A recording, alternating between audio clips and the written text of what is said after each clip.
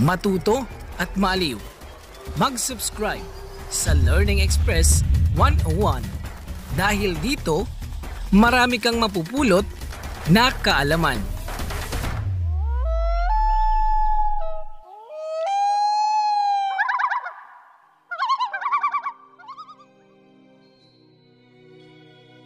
Ayan, kumusta mga ka-LE? At welcome sa ating channel, ang Learning Express 101. Bago tayo magsimula, huwag niyong kalimutang i-hit ang like button at bigyan ng malaking like ang video na ito. At kung bago ka pa lang sa ating channel at gusto mo ng mga educational contents, mag-subscribe ka na para updated ka sa ating mga bagong uploads. Ngayon mga ka-LE, kumuha na kayo ng bibingka at kape dahil pag-uusapan natin ang kaguluhan sa Holy Land.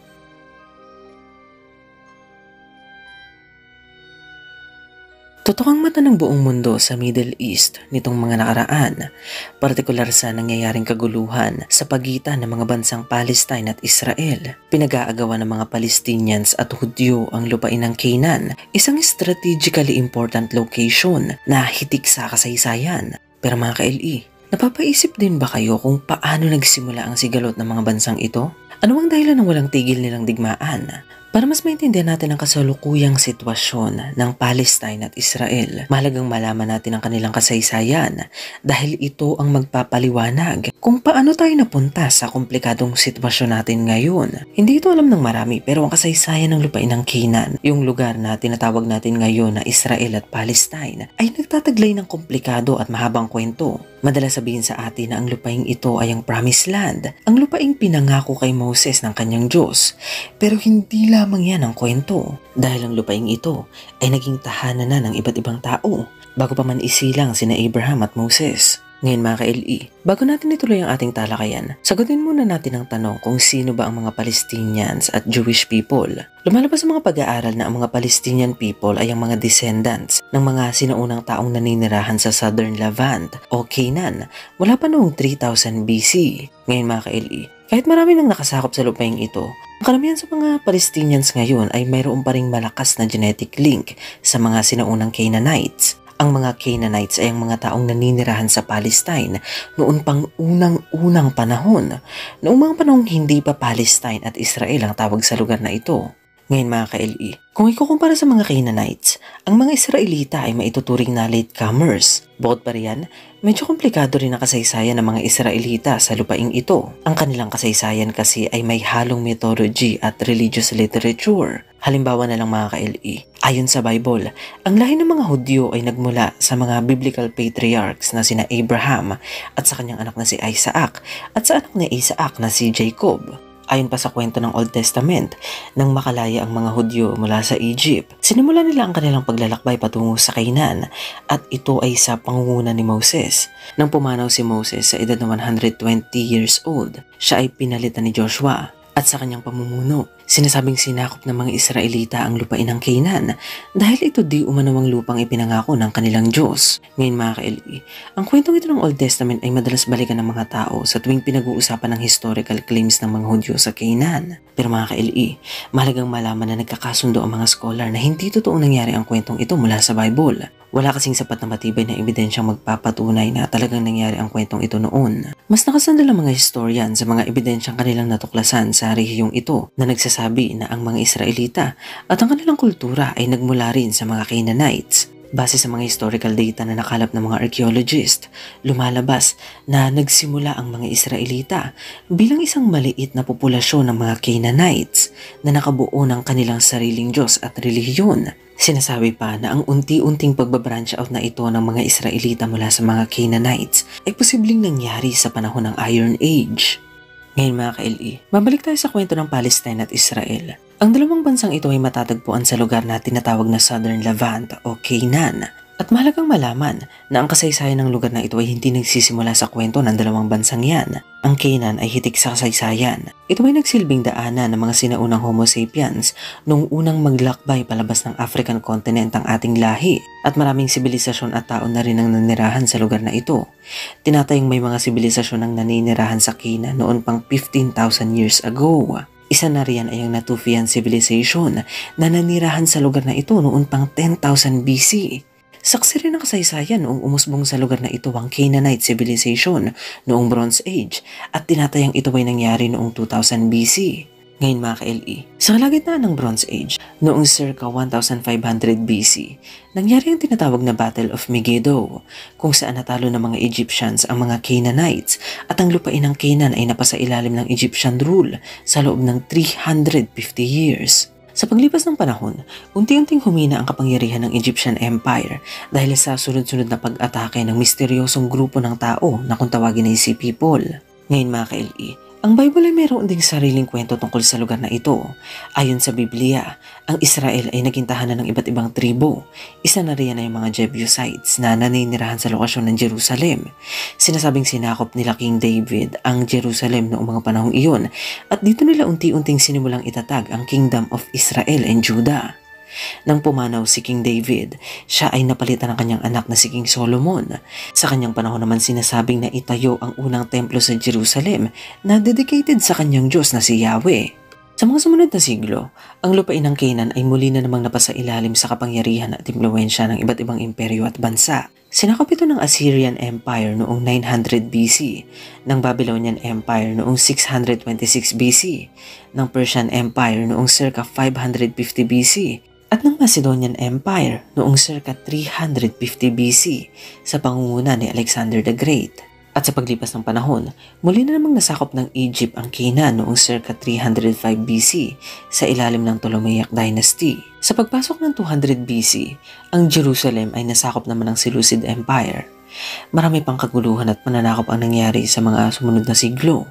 Ang lupain ng Canaan ay pinag-agawa ng iba't ibang makapangyarihang imperyo hanggang sa ito ay bumagsak sa kamay ng Roman Empire noong 63 BC.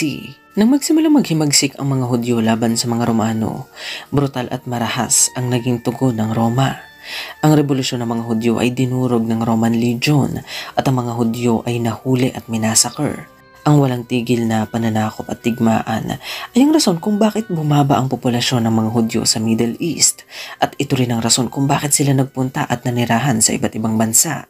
Ngayon mga ka-LE, sa modernong kasaysayan, ang lupain ng Canaan ay nasakop naman ng Ottoman Empire noong 16th century AD. Ito ay nagtagal ng higit sa 400 taon mula 1516 hanggang 1917. Naputo lamang ang paghahari ng Ottoman Empire sa Western Asia nang makipagsabuatan ang mga British sa iba't ibang Arabian nations noong World War I. Pinangakuan nila ang mga Arabs na kapag tinulungan nila ang Britanya na mapabagsak ang Ottoman Empire, ipagkakaloob nila ang kalayaan sa mga Arabo. Sa mga panahong ito, ang lupain ng Canaan ay tinatawag ng Palestine at ang bansang Israel ay hindi pa nag-i-exist. Nang bumagsak ang Ottoman Empire, sinakop ng Britanya ang teritoryong iniwan ng mga Ottomans at kabilang narito ang Palestine. Nang matapos ang World War I, ang populasyon ng Palestine ay tinatayang binubuo ng 80% na Arab Muslims, 10% na Jewish people at 10% na mga Christians. Ngayon mga ka-LE, nang bumagsak ang Ottoman Empire, maliit na lang ang populasyon ng mga Hudyo na naninirahan sa Middle East. Ang mga Hudyo noon ay watak-watak at nagkalat sa iba't ibang bahagi ng Europa. Dahil walang sariling bansa, ang mga Hudyo sa Europa ay bumuo ng maliliit na Jewish community sa mga bansa na kanilang tinitirahan. Tinatayang noong 1933, aabot sa 9.5 milyong Hudyo ang naninirahan sa Europa. Ang karamihan sa kanila ay matatagpuan sa mga Eastern European states, habang ang iba naman ay nakatira sa Germany. Ngayon mga ka-LE, noong late 1800s hanggang sa early 1900s, nagsimulang kumalat sa Europa ang anti-Semitic movement. Ito ay isang bayolenteng anti-Jewish campaign na naglunsad ng malawakang pagmamalupit sa mga Hudyo na naninirahan sa Europa. Ang mga Hudyo ay pinupuntirya at pinagmamalupitan ng mga Europeans. Kahit sa ang dako ng Europe sila magpunta, diskriminasyon at persecution ang kanilang dinaranas. Dahil dito, nabuo ang idea sa isip ng ilang Jewish officials sa Europa na bumuo ng sarili nilang bansa kung saan ang mga Hudyo ay magiging ligtas. Kaya naman noong 1896, ipinablish ni Theodor Herzl, isang Austrian Jewish lawyer at political activist, ang kasulatang pinamagatan niyang Der Judenstaat na ang ibig sabihin ay the Jewish State. Sinabi niya sa kasulatang ito na ang tanging solusyon sa lumalalang anti-Semitism sa Europe ay ang pagkakatatag ng isang bansa para sa mga Hudyo kung saan sila ay maaaring manirahan nang hindi nakakaranas ng diskriminasyon at persecution. Ngayon mga ka-LE, noong sumunod na taon, 1897, binuo na silang kauna-unahang Zionist Congress sa Basel sa Switzerland, kung saan pinag-usapan nila ang kanilang layunin na magtatag ng bansa para sa mga Hudyo. Dito isinilang ang World Zionist Organization at ang kilusang ito ay mabilis kumalat sa mga Jewish community sa Europa dahil matunog sa kanilang komunidad ang pagkakaroon ng sarili nilang bansa. Ngayon mga ka-LE, dahil sa kilusang ito, unti-unting bumalik ang ilang mga Hudyo sa Palestine. Bumuo sila ng maliliit na komunidad sa Palestine. Bumili sila ng malalawak na lupain, nagsimula sila ng mga negosyo, nagtayo sila ng mga eskwelahan at ospital, at nagtayo rin sila ng malalaking infrastruktura. Ngayon mga ka-LE, nagtataka siguro kayo kung saan nanggagaling ang pondo ng mga Hudyo noong mga panahong ito, no? Well, ang Zionist movement ay suportado ng Rothschild family. Sila ay ang isa sa pinakamayaman at maimpluwensyang Jewish family sa buong mundo. Sila ay nagmamay-ari ng malalaking kumpanya sa Europa tulad ng mga bangko, insurance company, development corporations at winery. Sinasabing sila ang pinakamayamang pamilya sa buong Europa. Sa katunayan, ang ilang European government nga ay lumalapit sa kanilang pamilya upang mangutang ng pera o humingi ng tulong pinansyal. Halimbawa na lang mga ka-LE, noong World War I, naubos ang pera ng Britanya dahil kaliwat kanang digmaan ang kanilang nilalabanan at napakalaki ng imperyo na kanilang pinapatakbo. Upang manalo sila sa gera at mapagpatuloy ang kanilang imperyo, ang Britanya ay nangutang ng pera sa bangko ng mga Rothschild. Ang pamilya Rothschild naman ay ginamit ang kanilang kayamanan upang kontrolin ang mga desisyong gagawin ng Britanya sa kanilang imperyo sa Middle East. Dahil ang mga Rothschild ay mga Hudyo at supporter ng Zionist movement, nagawa nilang maimpluwensyahan ang British Empire na suportahan ang pagtatatag ng Israel sa lupain ng Palestine. Malakas ang impluwensya ng mga Rothschild sa British government noon. Sa katunayan, sumulat pa nga ang British Foreign Secretary na si Arthur James Balfour sa pamilyang ito noong November 1917 kung saan siya ay nangako sa mga Rothschild na suportado ng Britanya ang plano ng mga Zionist at kanyang ginarantiya ang pagkakatatag ng Jewish nation sa Palestine. Ngayon mga ka-LE, dahil sa lumalaking presensya ng mga Hudyo sa Palestine, kinailangan nilang bumuo ng military force na puprotekta sa kanila habang unti-unti silang bumubuo ng komunidad sa lugar na ito sa tulong ng Britanya at ng mga Rothschild na buo ang Haganah. Ito ay isang Jewish paramilitary force na layong protektahan ang mga Hudyo na naninirahan sa Palestine. Ngayon mga ka-LE, dito na magiging komplikado ang ating kwento. Noong mga panahon nangyayari ang lahat ng ito, ang Palestine ay hindi isang bakanting lupa. Ito ay tahanan ng milyong-milyong Palestinians na umaasang sila ay palalayain din ng mga Briton.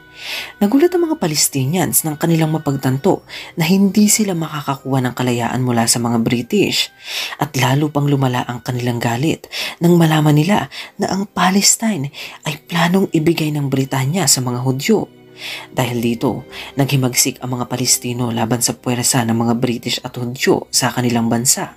Dahil mas malakas at mas organisado ang mga Briton at Hudyo, nagawa nilang wakasan ang rebelyon ng mga Palestino. Ang rebelyong ito ay nagpatuloy hanggang 1939 at sa mga panahong ito, libu-libong Palestinians na ang kanilang minasakar at pinatapon sa labas ng Palestine. Ngayon mga ka-LE, lumala ang kaguluhan kaya naman sinubukang pakalmahin ng Britanya ang dalawang panig. Tinangka ng British Empire na ipagkaloob ang independence sa Palestine at pagkasunduin ng mga Hudyo at Palestinians na manirahan sa iisang bansa ng magkasama. Kaso nga lang mga ka-LE, lalo lang lumala ang gulo. Lalong tumindi ang himagsikan ng mga Palestino at ang mga Hudyo naman ay nawalan na ng tiwala sa mga Briton. Ngayon mga ka-LE, kumapit kayo sa inuupuan nyo dahil pupunta na tayo sa World War II. Noong patapos na ang taong 1939, sumiklab ang ikalawang digmaang pandaigdigan. Ito ay ang isa sa pinakamadilim na bahagi ng ating kasaysayan.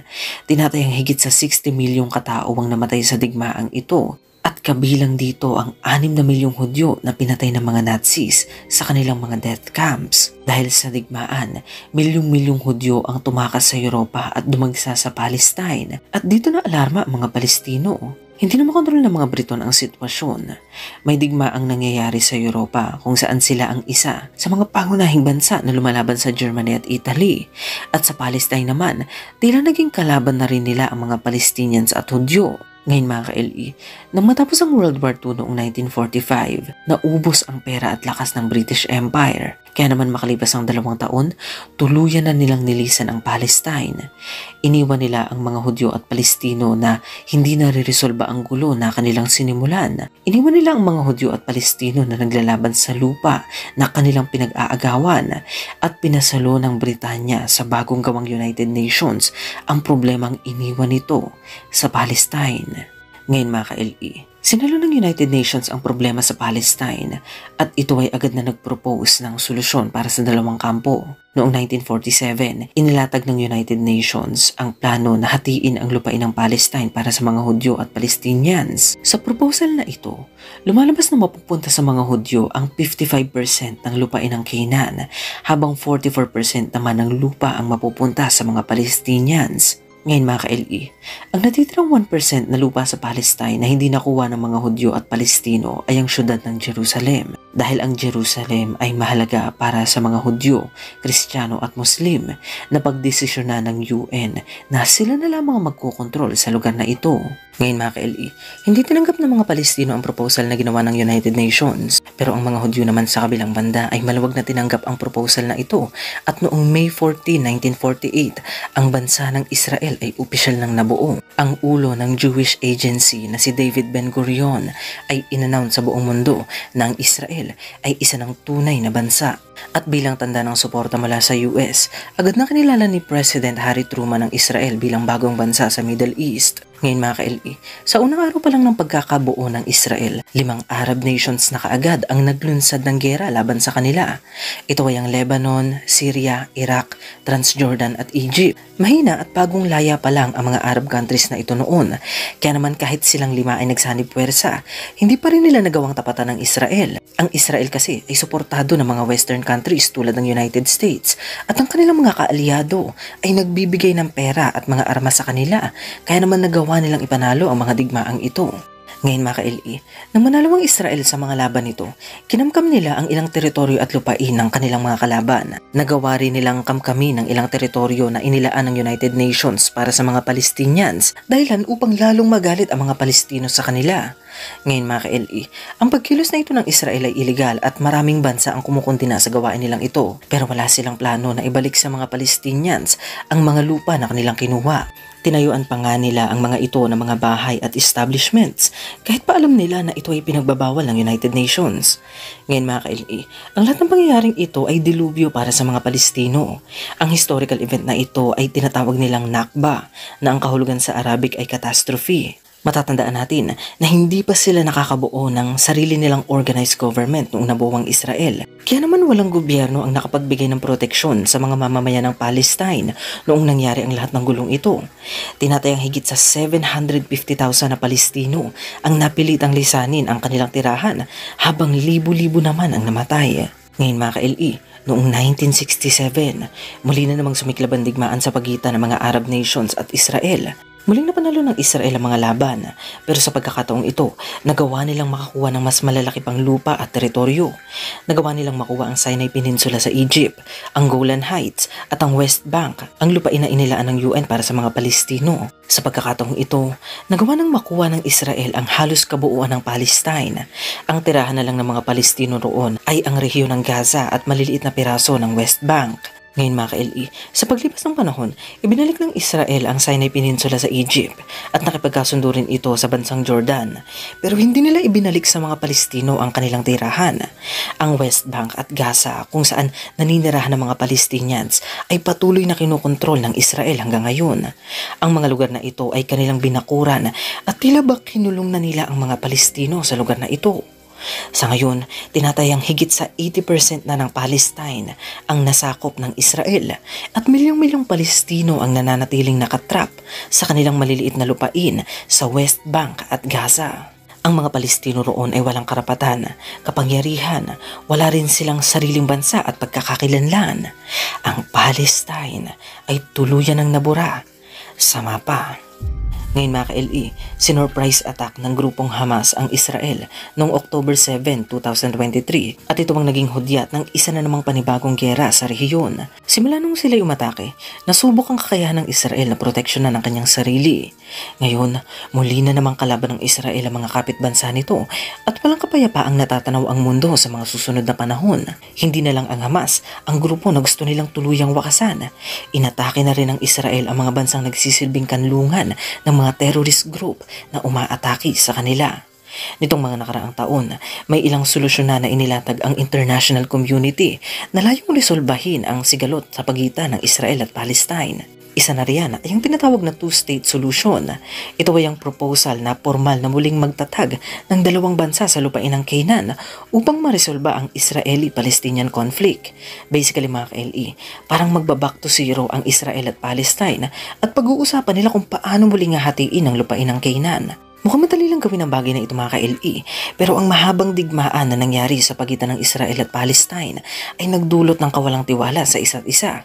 Ayaw na ng mga Hudyo na ibalik ang lupa na kanilang kinuha sa mga Palestinians at ang mga Palestinians naman ay ayaw nang makipagkasundo sa mga Hudyo. Ngayon mga ka-LE, hindi ba kayo nagtataka kung bakit parang sobrang lakas ng bansang Israel kahit noong bagong bansa pa lamang ito? Nagawa nilang ipanalo ang lahat ng digmaan na kanilang nilabanan at ngayon sila na ang maituturing na superpower sa Middle East. Sa lahat ng bansa sa rehiyon, ang Israel lamang ang may pinaka-advanced na military technology. Ang isang halimbawa niyan mga ka-LE ay ang tinatawag na Iron Dome. Ito ay isang super advanced air defense system na kayang harangin ang lahat ng missiles na patungo sa kanilang bansa. Ngayon mga ka-LE, madalas isipin ng mga tao na ang pambihirang lakas ng Israel ay pinagkaloob sa kanila ng kanilang Diyos na si Yahweh upang magsilbing proteksyon laban sa kanilang mga kaaway. Pero sa totoong buhay, ang lakas ng Israel ay mula talaga sa mga Western nations tulad ng United States at United Kingdom na handang sumuporta sa kanila hanggang sa dulo. Ibinibigay ng mga bansang ito ang lahat ng tulong na kinakailangan ng Israel upang ito ay maging malakas dahil ginagamit nilang Israel upang maprotektahan ang kanilang interes sa Middle East. Kaso nga lang mga ka-LE, nakakalungkot dahil ang naging resulta nito ay ang kaguluhan sa rehiyon at ang pagkakabura ng bansa ng mga Palestino. Sa unang tingin, ang pagkakabuo ng Israel ay mukhang propesiya na nagkatotoo. Pero kapag tiningnan mo ng mabuti, makikita mo na ito ay isa lamang tipikal na kwentong imperialismo. Komplikado talaga ang kasaysayan ng Israel at Palestine mga ka-LE. Hindi ko ito nasabi kanina. Pero maski ang kwento ng Exodus sa Bible na madalas gamitin ng mga tao bilang justification sa mga actions ng Israel ay isang problematic na kwento rin.